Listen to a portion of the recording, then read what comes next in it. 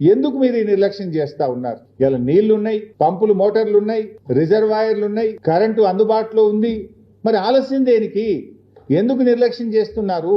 ఇవాళ మేడిగడ్డ దగ్గర నేను ఈరోజు ఉదయం కూడా చూశాను, మీరు కూడా చూడొచ్చు, ఆన్లైన్లో ఎవరు చూసినా కూడా చాలా స్పష్టంగా కనబడుతుంది. ఇలా ఈరోజు మేడిగడ్డ దగ్గర చూస్తే ఈ నిమిషానికి 73,600 క్యూసెక్కుల నీళ్లు మేడిగడ్డ దగ్గర ప్రవహిస్తున్నాయి. ఇప్పుడు ఆన్ ది స్పాట్ ఈ సెకండ్లో మేడిగడ్డ బ్యారేజ్ దగ్గర మీరు చూస్తే 73,600 క్యూసెక్కుల నీళ్లు ఈ సెకండ్లో పోతా ఉన్నాయి.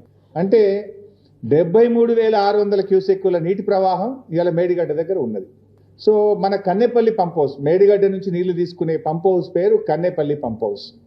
ఈ కన్నెపల్లి పంప్ హౌస్ యొక్క minimum draw down level MDDL 93.5 మీటర్లు. గోదావరి నదిలో ఇప్పుడు 73,000 క్యూసెక్ల నీళ్లు పోతున్నాయంటే నది యొక్క లెవెల్ ఈ నిమిషానికి 96 మీటర్లు. మన MDDL ఎంత? 93.5. ఇప్పుడు 73,600 క్యూసెక్ల నీళ్లు పోతే నది యొక్క లెవెల్ 96 మీటర్ల ఎత్తున ఉంటుంది. అంటే నీకు 2.5 మీటర్లు కావలసిన దానికంటే ఎక్కువ ఎత్తులో నది ప్రవహిస్తూ ఉంది. జస్ట్ మోటార్లు ఆన్ చేయడమే ఆలస్యం. Is it not criminal negligence?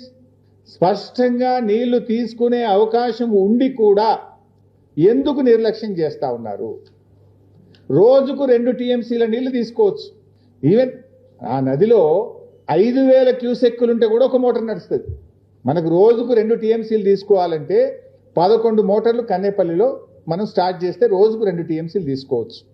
On and average ఒక్కొక్క మోటారు 2,100 క్యూసెక్కుల నీళ్లను ఒక్క మోటార్ ఎత్తిపోస్తుంది.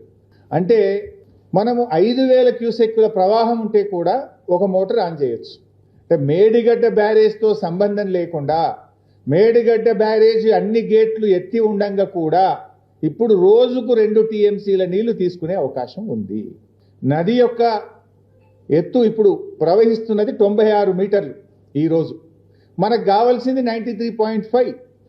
అవసరం ఉన్న దానికంటే 2.5 మీటర్ల ఎత్తులో నది ప్రవహిస్తూ ఉంది. నీళ్లు తీసుకోవడానికి ఎందుకు ఆలస్యం? ఇప్పుడు ఒకవైపు మీరే చెప్పిండ్రు అన్నారం సుందిల్ల బ్యారేజ్ సేఫ్ అని ఉత్తమ్ కుమార్ రెడ్డి గారు అసెంబ్లీలో చెప్పిన సమాధానం ఇది. Annaram barrage Sundilla barrage perfect ఉంది, ఇబ్బంది లేదు అని అసెంబ్లీలో ఇది ఉత్తమ్ కుమార్ రెడ్డి గారు చెప్పిన సమాధానం.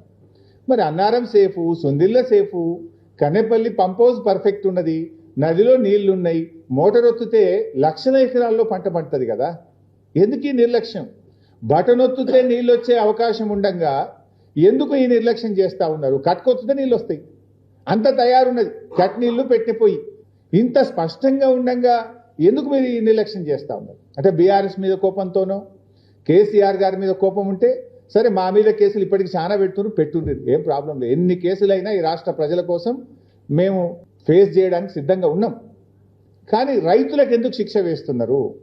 రాష్ట్రానికి ఎందుకు నష్టం చేస్తున్నారు అని మేము అడుగుతా ఉన్నాం ఈరోజు.